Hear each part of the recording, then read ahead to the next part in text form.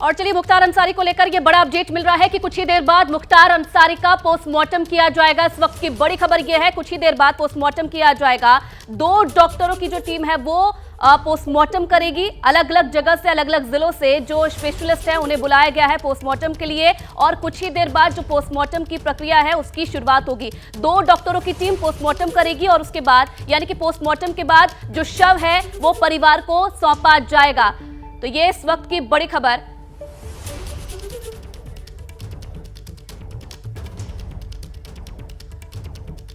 और चलिए मेरे तमाम सहयोगी इस वक्त ग्राउंड जीरो से हमारे साथ मौजूद हैं।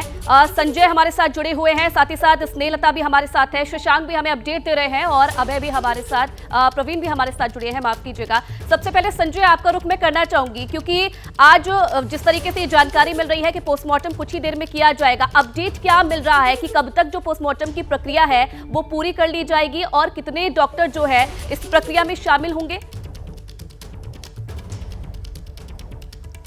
आयुषी 2 डॉक्टरों का पैनल होगा जो इस पोस्टमार्टम की कार्रवाई को अंजाम देगा और बाकायदे इस पूरे पोस्टमार्टम की कार्रवाई की वीडियोग्राफी कराई जाएगी। पहले ये चर्चा हो रही थी कि मुख्तार अंसारी की मौत की न्यायिक जांच कराई जाए, लेकिन अभी तक सरकार की ओर से ऐसा कोई फैसला नहीं लिया गया है। परिजन लगातार ये आरोप लगा रहे थे कि मुख्तार अंसारी को जेल में धीमा जहर दिया जा रहा था। खुद मुख्तार अंसारी ने भी ये बात मजिस्ट्रेट के सामने कही थी, उनके वकीलों ने भी इस संबंध में शिकायती पत्र दिया था और इन्हीं सब चीज़ों को देखते हुए ये तय किया गया है कि मुख्तार अंसारी के शव का जो पोस्टमार्टम है वो बाकायदे पैनल से कराया जाएगा। पैनल में 2 डॉक्टर रहेंगे और पूरे पोस्टमार्टम की कार्रवाई की वीडियोग्राफी कराई जाएगी। इसको सुरक्षित भी रखा जाएगा कि भविष्य में यदि इसकी आवश्यकता पड़ती है, यदि चैलेंज किया जाता है किसी चीज़ को तो तत्काल मुहैया कराया सके। इसके अलावा चूँकि जहर दे करके मौत की बात कही जा रही है मुख्तार अंसारी के परिजनों की ओर से, तो ऐसे में जो विसरा है वो भी सुरक्षित किया जाएगा जिससे कि जांच की जा सके। खाने में यदि उसने कुछ ऐसा पदार्थ खाया होगा जो विषाक्त होगा, जो विषैला होगा, तो उसकी जांच के लिए भी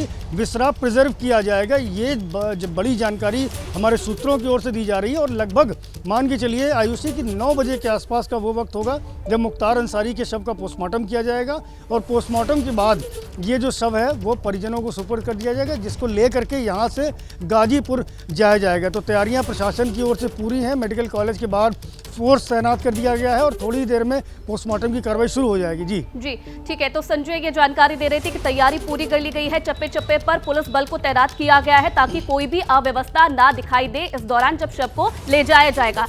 स्नेहलता आपके पास आना चाहूंगी, क्या जो रूट है वो डिसाइड हो गया है? क्योंकि रोजा चल रहा है, रमजान का महीना है और आज जुमे की नमाज भी अता होनी है, तो इसलिए कहीं ना कहीं माना जा रहा है कि भीड़ जुट सकती है। तो भीड़ को कंट्रोल करने के लिए क्या व्यवस्था की गई है और जो रूट है उससे लेकर क्या जो प्लान है वो डिसाइड हो गया है कि कौन से रूट से जो शव है उसे ले जाया जाएगा? देखिए आयुषी मैं बताऊं, रूट 2 हैं, एक बुंदेलखंड एक्सप्रेसवे और दूसरे उस पर तो नहीं है मेरे पास, लेकिन हाँ आ रही हूँ वो जगह है लखनऊ में हमने एक चीज नोटिस की, जगह जगह पर बैरिकेडिंग है और सुरक्षा के मद्देनजर चीजों को बहुत सील रखा गया है।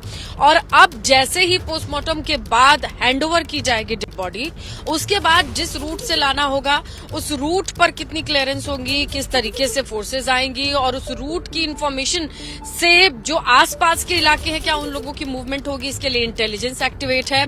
सीसीटीवी इस दरमियान मान लीजिए कई बार ऐसा होता है कि टेक्निकल ग्लिच होती है, खामी होती है, जैसे अब जिस पूर्वांचल एक्सप्रेसवे पे चल रही हूँ नेटवर्क भी आ रहा है जा रहा है, ऐसे कंडीशन में एक्स्ट्रा प्रिकॉशन बरतनी होगी। सीसीटीवी को ठीक करने के निर्देश हैं, जहां कहीं भी जिस रूट को भी बनाया जाएगा थोड़ा वक्त लिया जाएगा, प्लान किया जाएगा, ट्रैफिक और तमाम चीजों को, लोगों की मूवमेंट को, सीसीटीवी जो भी हैं उनको चेक करने के लिए। हालांकि ये सारी चीजें सिक्योरिटी के मद्देनजर रात में ही सर्कुलेट कर दी गई थी। पूरे कमिश्नर्स को लखनऊ से ये इन्फॉर्मेशन थी कि आप अपने अपने क्षेत्र में बहुत चौकसी बरतिए, बहुत ध्यान रखिए, क्योंकि इस खबर के आने के बाद इससे लेंगे और अगर उनके इमोशन। जी बिल्कुल स्नेहलता, जिस नेटवर्क खामी की आप जिक्र कर रहे थे वो साफ तौर पर दिखाई भी दे रहा है। आपके पास लौटूंगी तकनीकी खामी की वजह से आपकी आवाज साफ तौर पर सुनाई नहीं दे रही है। शशांक का रुख मैं कर लेती हूँ। शशांक, 9 बजे के आसपास का वो समय बताया जा रहा है कि पोस्टमार्टम तब होगा, उसके बाद जो शव है वो परिवार वालों को सौंपा जाएगा। उसके लिए वहां पर क्या तैयारी की गई है और जो अंतिम प्रक्रिया है उसमें कितने लोगों को शामिल किया जाएगा? क्योंकि जब अतीक अहमद की मौत हुई थी उस वक्त भी हमने देखा था लिमिटेड लोगों को जो अंतिम प्रक्रिया है उसमें शामिल होने दिया गया था। तो क्या इस बार भी ऐसा ही कुछ जो प्रशासन है उसकी तरफ से किया जाएगा? जी बिल्कुल, देखिए लिमिटेड लोगों को ही वहाँ पे जाने दिया जाएगा, ज़्यादा लोगों को जाने की अनुमति नहीं दी जाएगी। यहाँ जो आवास है उससे 1 किलोमीटर की दूरी पे कालीबाड़ी कब्रिस्तान है, वहीं पर सबको दफन किया जाएगा। जो उनके बड़े भाई हैं मुख्तार अंसारी के, उनका कहना है कि पोस्टमार्टम की बात जो 9 बजे होनी है ये हम मीडिया से ही सुन रहे हैं, हम लोगों को कोई औपचारिक जानकारी इसकी नहीं दी गई है।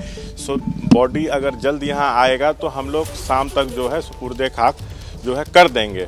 और साथ में ये भी कह रहे हैं कि जो मौत हुई है एक बड़ी साजिश है। लेकिन देखिए घर के आगे भारी भीड़ जुट रही थी, पुलिस जो है लोगों से अपील की है कि आप यहाँ पे भीड़ मत लगाइए। तो अभी पुलिसकर्मी यहाँ पर तैनात हैं, आज जुमे की नमाज है इसलिए सुरक्षा के भी पुख्ता इंतजाम किए गए हैं, लॉ एंड ऑर्डर दुरुस्त रहे, कोशिश जो है पुलिस की यहाँ पर यही है। और एक बड़ी बात जो है सिबतुल्लाह ने ये भी कही है कि जो अब्बास अंसारी है मुख्तार का बेटा जो विधायक है वो जनाजे में शामिल हो, इससे हम लोग की कोशिश है कि उसको पैरोल पर निकाला जाए और इलाहाबाद हाई कोर्ट में हम लोग अर्जी दे सकते हैं। तो परिवार भी अपनी तैयारी कर रहा है और यहाँ पे भी जो है जो परिवार के सदस्य जो दूर दराज इलाकों में रहते हैं वो भी यहाँ आके जो है अंदर सिबतुल्लाह से मुलाकात कर रहे हैं। जी ठीक है, तो लिमिटेड लोगों को रखा जाएगा अंतिम प्रक्रिया में और सुरक्षा चाक चौबंद है। सुशांत की जानकारी दे रहे हैं। प्रवीण का रुख कर लेते हैं।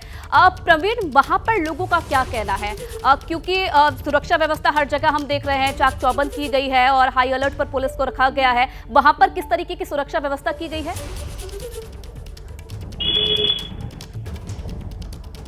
देखिए पूरी रात आला अधिकारियों से लेके तमाम फोर्सेज, पीएससी, आरएएफ लगातार पूरी रात चक्रमण करते रहे। यहाँ तक कि जितने भी प्रमुख यहाँ के चौराहे हैं, खास तौर से जो माइनॉरिटी बेस्ड जो चौराहे हैं उन पे लगातार कैंप किए रहे आला अधिकारी जो जनपद के थे। पूरे जनपद से लगभग फोर्स को यहाँ मऊ जो सदर जिस सीट से लगातार मुख्तार 25 साल विधायक रहे, आज उनके बेटे यहीं से विधायक हैं। इस सीट पर जो मतलब कभी वो हारे नहीं, यहाँ उनका ये क्षेत्र गढ़ माना जाता है और इसको देखते हुए, इसको मद्देनजर रखते हुए यहाँ पे उनके समर्थक भी बहुत ज्यादा है। यहाँ पुलिस की काफी व्यवस्था थी। अभी सुबह का समय है, चूंकि रमजान का समय है, पूरी रात यह शहर जागता है रमजान के महीने में। अभी आपको मैं इधर रुख कराऊंगा, देखिए सारी व्यवस्था जो है यहाँ की पूरी तरीके से सामान्य है। कुछ बच्चे जो है वो ऐसे मैदान में खेल रहे हैं और जो लोग हैं अपने अपने कामों में हैं। किसी भी तरीके की यहाँ पे भीड़ भाड़ या कहीं भी किसी प्रकार का कोई अशांति व्यवस्था कहीं नजर नहीं आ रही है। पुलिस व्यवस्था भी धीरे धीरे सुबह होते होते हमको लग रहा है कि हटा लिया गया है या यूं कहे कि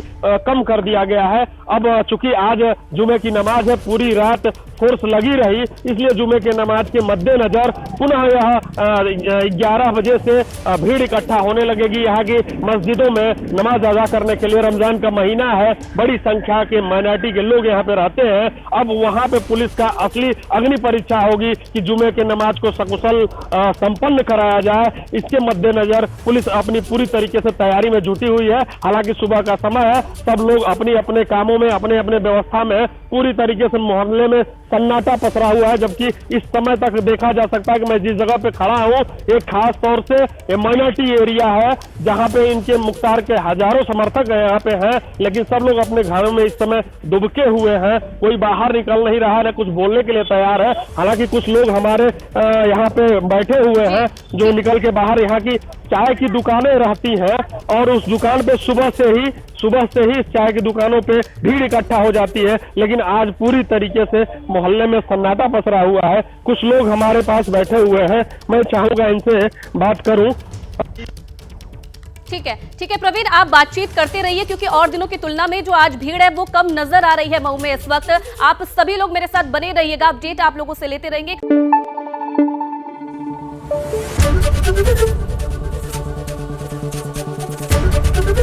एबीपी न्यूज आपको रखे आगे।